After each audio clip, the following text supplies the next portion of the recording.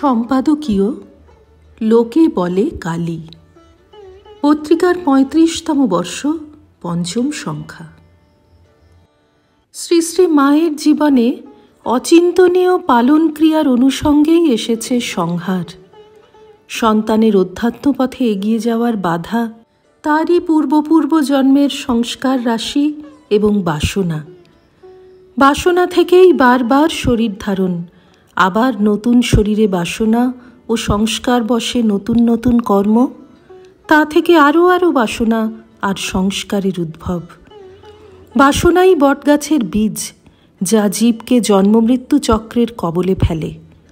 নিজ স্বরূপ না জেনে এই বারবার জন্মগ্রহণের কারণ উপনিষদের ভাষায় অজ্ঞান বা অবিদ্যা। এর নাশ হলেই এই ঘোর ভববন্ধনের নাশ। শ্রী শ্রীমা এই কঠিনতম কাজটি করেছেন। সমাগত সন্তানের অন্তরস্থিত বাসনা বীজটি নষ্ট করেছেন, জন্ম জন্মের সংস্কার জাল কেটে দিয়েছেন। সূক্ষ্ম অদৃশ্য এই কাজ মানব চক্ষুর অগোচর, কিন্তু অলক্ষ্যে নিশ্চিতভাবে এটি করছেন বলেই তার ফলটি মা ঘোষণা করেছিলেন দৃপ্ত কণ্ঠে, যারা আমার সন্তান তাদের মুক্তি হয়ে আছে। প্রভাতের পূর্বে যেমন অরুণোদয়, তেমনি এই আসন্ন মুক্তির আভাস দেখা দিয়েছিল মায়ের সন্তানদের জীবনে। সংযম, সদাচার, দয়া, ক্ষমা, সত্য, প্রেম প্রভৃতি দৈবী গুণ। বলা বাহুল্য, এই সবই শারদা সরস্বতীর পালনের ফল। সমান্তরালভাবে ধ্বংস হয়ে চলেছিল অধর্ম, অসাধুতা, অসততা, সর্বোপরি মানব মনের ষড়রিপু।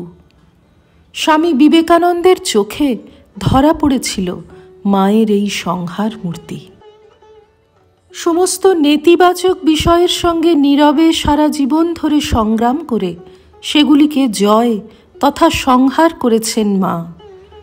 অথচ তা করেছেন এত মসৃণভাবে সপ্রেমে যে বোঝাই যেত না এক মহাযুদ্ধ ঘটে গেল।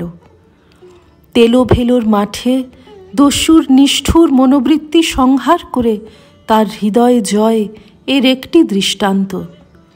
শত শত মানুষের জন্ম জন্মান্তরের কর্মজাল ও অবিদ্যা সংহার করে জন্ম মরণ চক্র নাশ এর অনিঃশেষ দৃষ্টান্ত।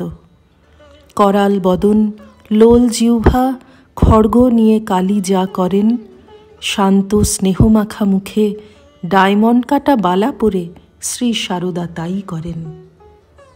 অতএব বিশ্লেষণী দৃষ্টিতে ধরা পড়ে শ্রী শ্রী মায়ের সৃষ্টি স্থিতি সংহার কার্য। অতীন্দ্রিয় দৃষ্টিতেও মায়ের কাছে বসে ধ্যান করতে করতে কুসুম কুমারী দেবীর দর্শন হয়েছিল। জ্যোতিপুঞ্জের মধ্যে মা আসীন, পোকার মতো ছোট ছোট মানুষ প্রসব করছেন আর সঙ্গে সঙ্গে খেয়ে ফেলছেন। এই দর্শনের কথা শুনে মা স্বীকৃতি জানিয়ে বলেছিলেন, ঠাকুর তোমাকে প্রকৃতি দর্শন করিয়েছেন। শ্রী রামকৃষ্ণার্পণমস্তু।